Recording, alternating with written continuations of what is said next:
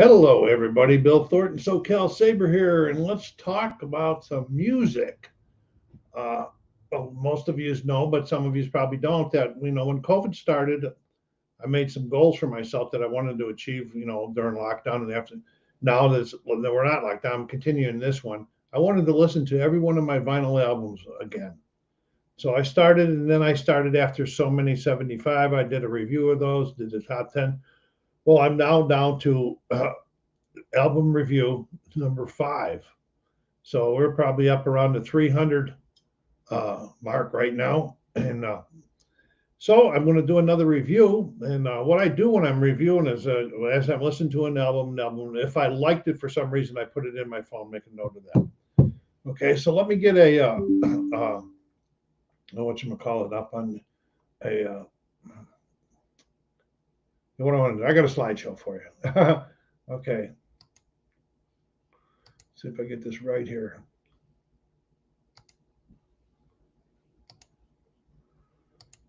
Okay, there, you can still see me here. I'm going to close this up just a little bit. So just bear with me for a second here, folks. Still not the greatest when it comes to these live broadcasts. Anyway, like I said, top album review number 5.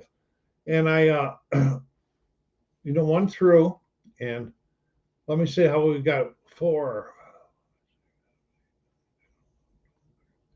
14 albums. Looks like I thought there was more than that. Got notes as I was going along, and that just means that I liked it for some reason or another. And so I will show you the ones that got notes.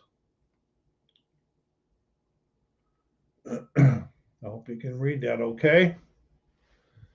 You see there's a lot of good stuff. We've got artists in there: Eric Clapton, the Rolling Stones, Stevie Nicks, the Grateful Dead, Crosby, Stills, Nash and Young, Cheap Trick, Ghost, Led Zeppelin, Kansas, Van Morrison, Rush. Lots of great Talking Heads.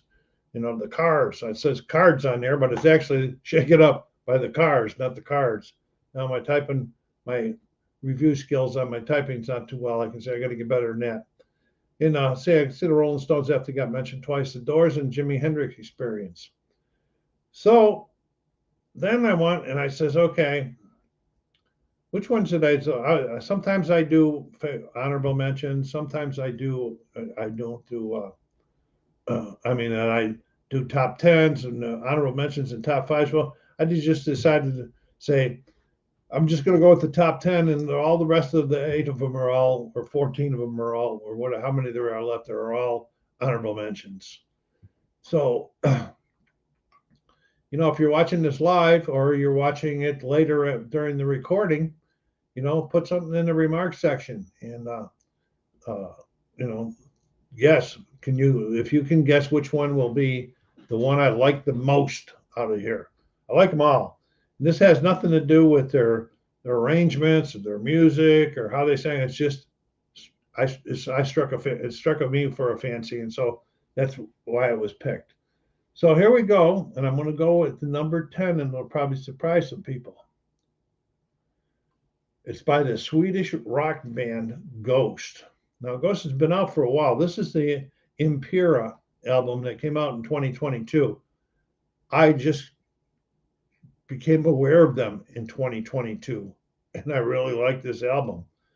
And if you see the notes over there on the right, those are my those come all those things come out of. This is where they peaked, where they peaked out at, like Revolver number 1, AMA's 1, and that that all comes from Wikipedia. I didn't know. I have nothing to do with it. So if it's not right, shoot the Wikipedia messenger, not me. Only kidding. Ghost, it's hard rock, but I really like it. I don't know why that I like it, but I thought, well, since it's new to me and I liked it that much, that I probably should at least rank it. It got the most positive notes during the review. I know there was only number 10, but it just jumped over a lot of very good classic rock albums to get there. So that was number 10. Ghost. I don't have it numbered. So, okay. Moving Pictures by Rush, the 1981 Canadian rock band, their eighth studio album.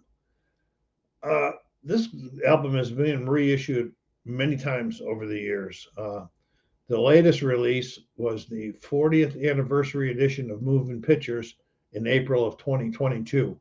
My album is actually a 1981 release, pretty old. So, but I enjoyed it. You know, it peaked at number one on the in the top U.S. billboards, but it says number three. Canada number one, Dutch, as you can see them. UK three, U.S. Billboard Top 200 says number three. I was never a real big Rush fan, but as soon as I heard the song Tom Sawyer, they caught me. All right, that was their worm on the hook for me anyway. You know, motion pictures is their biggest one. So as of 6.1 million copies. That's not streamed. That's purchased copies. That's a lot of copies. And I did have the opportunity to see them live once in Sacramento when I was up there back some years ago, and that was pretty neat to see them. So that was my number 9 in this motion pictures by Rush. We've got two people out there. Don't be afraid to make some comments in here and in there. Oh, what am I got going here? I just think I shut it down. I think there it goes. All right. Thanks for joining anyway. Anyway, okay, that was number 9. I'm getting myself lost here by goofing around with the computer. Rush, or Moving Pictures by Rush. Number 8. Beggar's Banquet by the Rolling Stones from 1968. This was their 7th British album and 9th American studio album. That's really crazy how that used to happen like that, because somebody over here in America would press it and release it, and they put a different song on it than it was in England, and I could never keep up with them. That's the charts that they peaked on with this song. Okay. This may be close to being one of my favorite Stones. Just because of its musical style. I'll say, it's a mix between, I'll call pop, blues, somewhat country sounds, and it hit home. And love the song "Sympathy for the Devil" and "Street Fighting Man." They were the big hits, but there's others on there like "No Expectation" and "Stray Cat Blues" are real nice listening to also. So even though I do have a lot of things by the Stones, this one here is come in, and it's only this ranking. Maybe if this was in another album review, maybe it wouldn't have got in there. It all depends on what the other albums were. There was about 60 albums that reviewed to get there.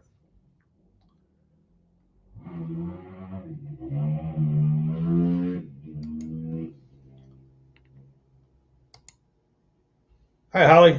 Thanks for joining in on there. You think you might favor Queen? I don't think there was a Queen one on here. All right. I'm going to go back and show you in a minute. I'll show you after this one there. And then there's a Bruins fan is in today.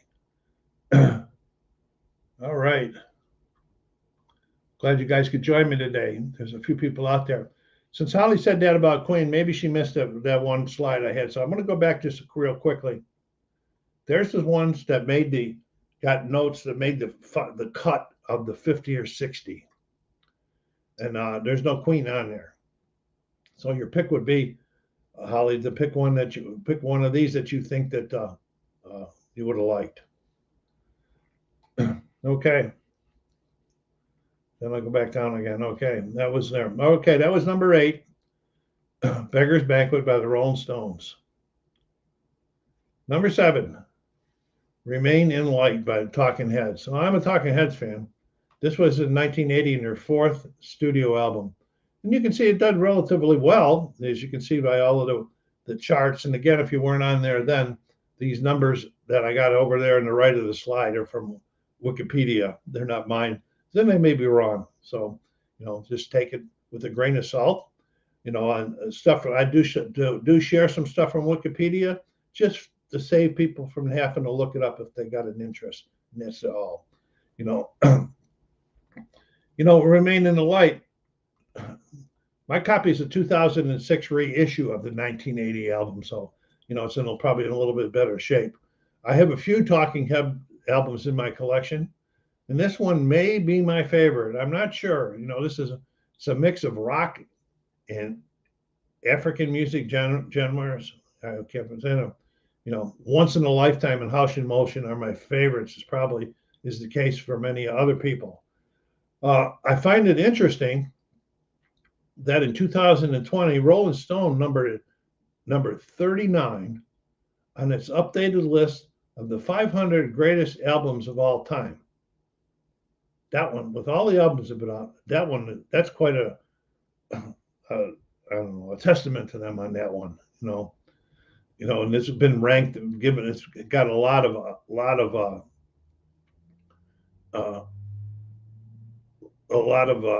good recognition throughout the world.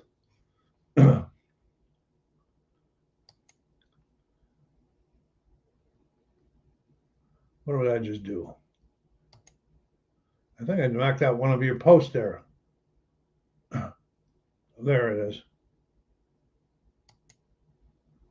Come on, what's going on with my thing now? There we go. Cheap Trick is your hometown band. Hey, Bruins fan, that's pretty cool. Have you ever seen them? I had tickets a few years ago to see them, ZZ Top, and Leonard Skinner. I had seen Leonard Skinner before. It was a 3-concert thing down in San Diego or somewhere down in that area, Irvine or somewhere. But because of COVID, I didn't feel comfortable going, so I gave the tickets to my daughter, and she went in my place. So she said that she really liked them. I like Cheap Trick too. We'll have to see if it comes into my top 10 or not, huh? All right, here we go. That was number 7. Number 6, the Jimi Hendrix Experience. First released in 1967 over there, and you can see where it ranked in all of the different charts and everything. Number 2 on the UK official charts, and top LPs 5 in the US, R&B's 10. My personal copy is a 2013 reissue. It's a real good sounding album with Purple Haze, Manic Depression, and Joe. I said Manic Joe in my notes, but it's not Joe. It's Hey Joe.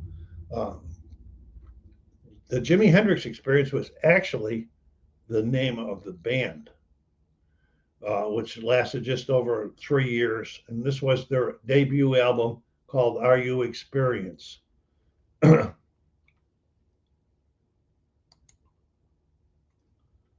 Oh, that is really cool. That is really cool to know them personally. Very nice. I don't know if I know any big singers, pop singers, personally, to tell you the truth. So congrats on that, man. All right. Well, as I was saying, that was the Jimi Hendrix Experience was actually the name of the band. They lasted 3 years. The name of this album is Are You Experienced? Okay. This was their debut album. They had 3 successful studio albums and 4 top 10 singles.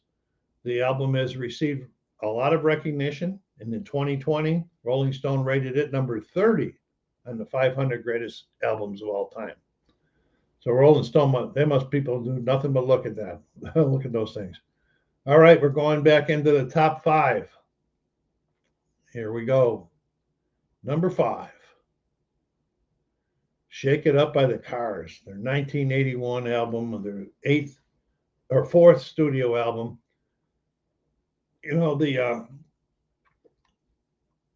This was my copy is an old one. It was reissued in 2021 on green vinyl, but that's not what mine is. Mine's black vinyl from 1981. And the Shake It Up single became the Cars' first top 10 hit. I liked the Cars a lot since I first heard them. I have a total of 4 albums and 2 CDs in my collection by the Cars.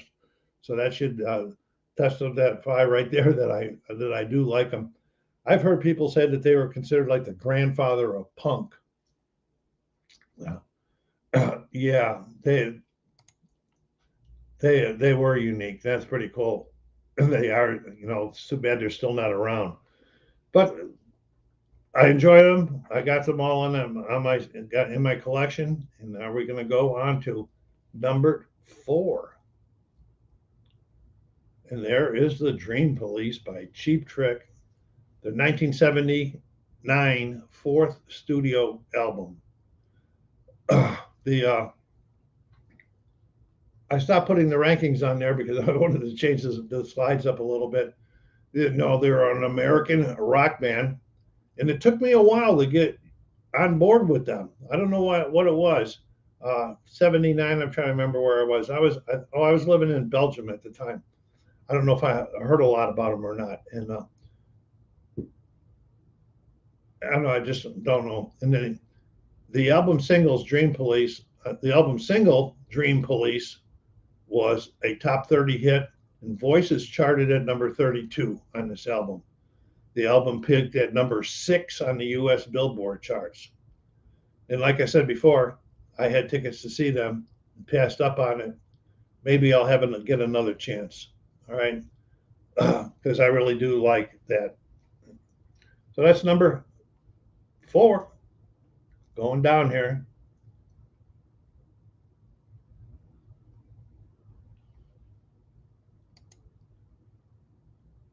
Yeah, I know that, and a lot of the times, when the people try to, with only one or two surviving members, when they try to put a band back together using the same name, it just doesn't work. So a few of them worked. Leonard Skinner was great.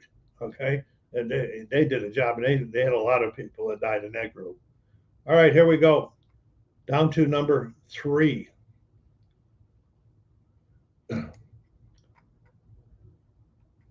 The Doors, by the Doors. This is 1967 debut album, and it peaked at number 4 on the U.S. charts. And the single "Light My Fire" was number 1. Uh, Heaven knows how many big hits they would have had if Jim Morrison hadn't joined the 27 Club. They possibly could be still selling out stadiums now, but that's just a guess. It's you know this album here, out of all of their albums, is still their top selling album with 15 million copies sold as of 2015. Break On Through, Backdoor Man, and The End are others that I really like on the album. It's a great album. I have 2 albums and 4 CDs by The Doors. I also have the Perception Box, which is a DVD set, which a friend of mine gave me for Christmas or my birthday many years ago, which is a copy of all of their albums. That's a pretty cool set. All right, so that's The Doors at number 3. We're moving on down there.